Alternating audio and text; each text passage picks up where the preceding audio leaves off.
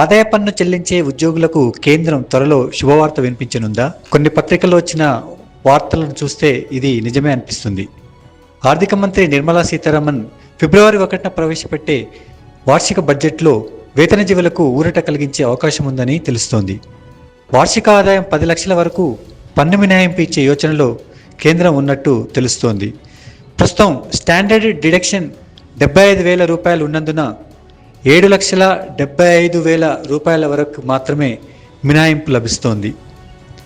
దీన్ని 10 లక్షల ఆదాయం వరకు కూడా పెంచనున్నట్టు చెబుతున్నారు. అలాగే 15 లక్షల రూపాయల నుంచి 20 లక్షల రూపాయల వరకు కొత్తగా 25% పన్ను స్లాబ్ను ప్రవేశపెట్టే యోచనలో ప్రభుత్వం ఉన్నట్టు తెలుస్తోంది.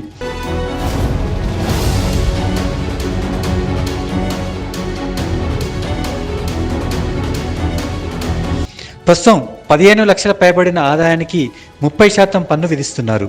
దీన్ని 25% తగ్గించడం వల్ల 15 లక్షలకు పైబడిన వార్షిక ఆదాయం ఉన్నవారికి కూడా ఊరట కలగనుంది. ఈ మేరకు ఆదాయ పన్ను స్లాబుల్లో మార్పులు చేయనున్నట్టు ప్రభుత్వ వర్గాల నుంచి తెలుస్తోంది. ఈ రెండు ప్రతిపాదనలపై లెక్కలు వేస్తున్నట్టు చెబుతున్నారు. బడ్జెట్ అనుమతిస్తే ఈ రెండు ప్రవేశపెట్టే అవకాశం ఉందని కూడా అధికార వర్గాల ద్వారా తెలుస్తోందని చెబుతున్నారు.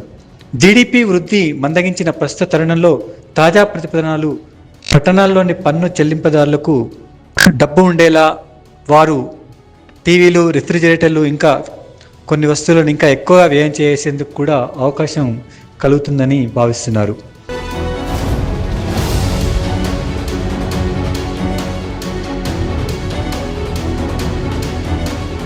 రెండు 2024-25 ఆర్థిక సంవత్సరం రెండో త్రైమాసికంలో జీడిపి వృద్ధి గత 7 త్రైమాసికాల కనిష్ట స్థాయికి పడిపోయింది. దీంతో ఉద్యోగాలు చేసేవారికి ఆదాయ పన్నుల్లో ఉపశమనం కలిగించేందుకు రెవెన్యూ నష్టాలను 50,000 కోట్ల రూపాయల నుంచి 1,00,000 కోట్ల వరకు భరించేందుకు ప్రభుత్వం సిద్ధంగా ఉన్నట్టు చెబుతున్నారు. కొత్తగా 25% పన్ను స్లాబ్ తీసుకురావడం వల్ల పట్టణాలలోని పన్ను చెల్లింపుదారులకు వాళ్ళు ఇంకా ఎక్కువగా ఖర్చు చేసే అవకాశం కలుగుతుంది.